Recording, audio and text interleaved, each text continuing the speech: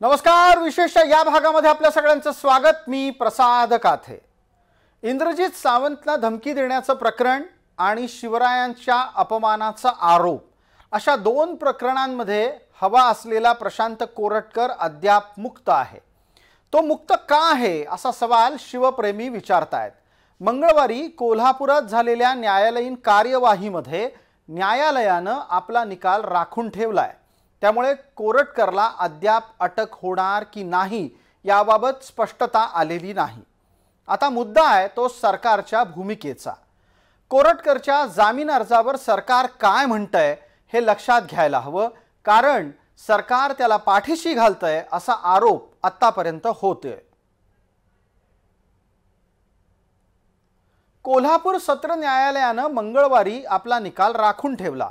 जामिनाच्यासाठी प्रत्यक्ष हजर होण्याच्या तरतुदीपासून कोरटकर स्वतःची सुटका करून घेऊ पाहतोय। न्यायालयात काय घडलं ते पहा।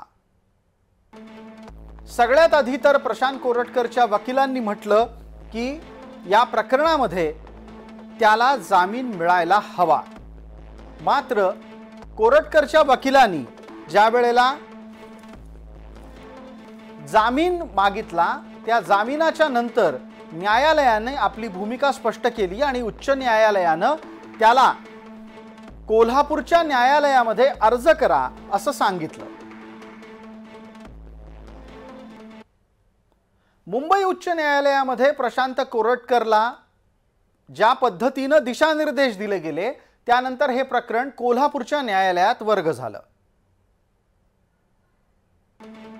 कोल्हापुरात पुन्हा एकदा सुनावणी झाली आणि तिथे इंद्रजित सावंत म्हणाले की कोरटकरला प्रत्यक्ष हजर करावं लागेल।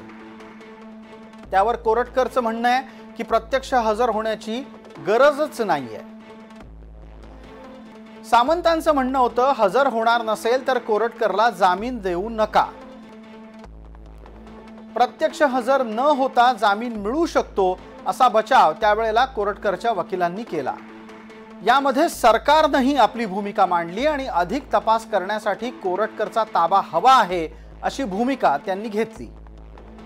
तर कोरटकरच्या वकिलांनी बचावात्मक भूमिका घेत तपासामध्ये आपण पूर्ण सहकार्य करतोय असं न्यायालयाच्या निदर्शनास आणून दिलं। कोरटकरची अधिक चौकशी करायची आहे असं सरकारनं न्यायालयाला सांगितल्याच्या नंतर कोरटकरच्या वकिलांनी सांगितलं की जो मोबाईल अर्थात धमकी देण्याच्यासाठी वापरला गेलेला मोबाईल आहे तो कथित मोबाईल हा जमा करण्यात आलेला आहे, तपास यंत्रणांना देण्यात आलाय।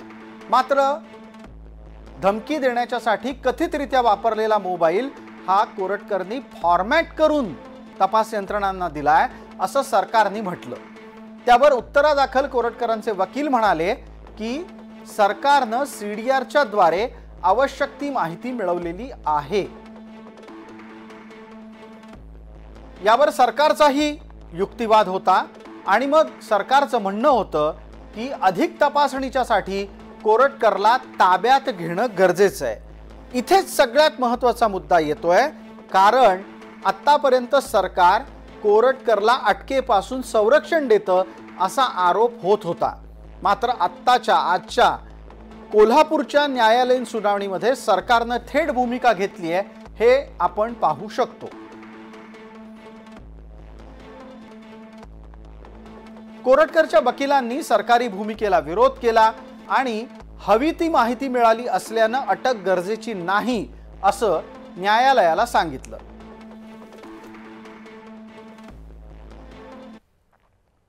यानंतर न्यायालयानं आपला निकाल राखून ठेवला। कोल्हापुरात झालेल्या सुनावणीमध्ये न्यायालयानं सर्व बाजू ऐकून घेतल्या आणि म्हटलं की निकाल 12 मार्च रोजी म्हणजेच बुधवारी देण्यात येईल।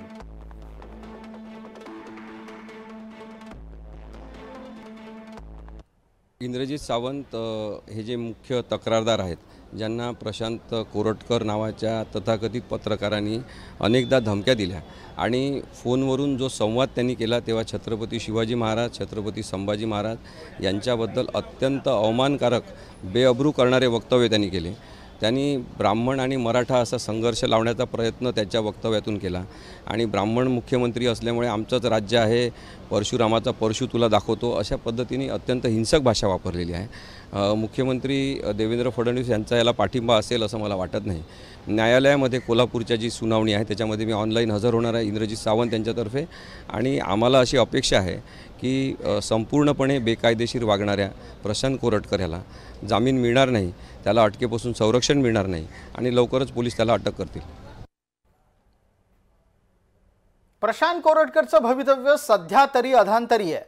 बुधवारी या प्रकरणी न्यायालय आपला निकाल देईलच, पण तोपर्यंत सरकार त्याला वाचवतंय हा होणारा आरोप गळून पडलाय।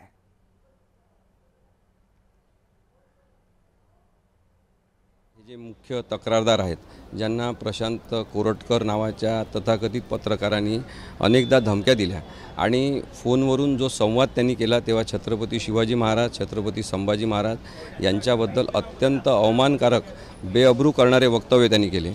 त्यांनी ब्राह्मण आणि मराठा असा संघर्ष लावण्याचा प्रयत्न त्याच्या वक्तव्यातून केला आणि ब्राह्मण मुख्यमंत्री असल्यामुळे आमचंच राज्य आहे, परशुरामाचा परशु तुला दाखवतो अशा पद्धतीने अत्यंत हिंसक भाषा वापरलेली आहे। मुख्यमंत्री देवेंद्र फडणवीस यांचा याला पाठिंबा असेल असं मला वाटत नाही।